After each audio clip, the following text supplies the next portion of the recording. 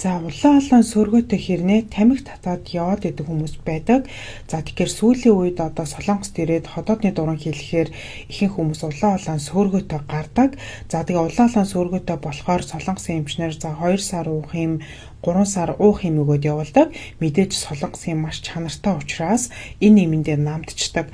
Гэхдээ хэсэг хугацааны дараа одоо жилийн дараа ч юм уу 2 жилийн дараа улаан олон сөргөний шинж тэмдэг маань дахиж илрээд буцаад ирж байгаа хүмүүс нэлээ их байна. Тэгэхээр хэдийгээр бид нар чанартай сайн юм уугаад тэр сөргөг дарчихсан ч гэсэн бид нар тэр сөргөг үүсгээд байгаа шалтгааныг нь арилгаж өгөхгүй бол тэр сөргөө чинь дахиад үүсээд байна л гэсэн үг байхгүй юу? Тэгэхээр улаан олон сөргөг гэдэг маань машингийнээр тайлбарлах юм бол улаан олооноос ходоод руу хоолыг оруулсны дараа барьдаг юм булчин байдаг. За тэр булчингийн үйл ажиллагаа муудаснаас өөрөөр хэлбэл тэр булчин ингэж ханга барьж чадхаа болоод ирэх юм бол ходоодны хүчил болон ходоодны агуулмж дээшээ улаан олоо руугаа буцаж гарахыг л бид нэр сөөргө гэдэг байгаа шүү дээ.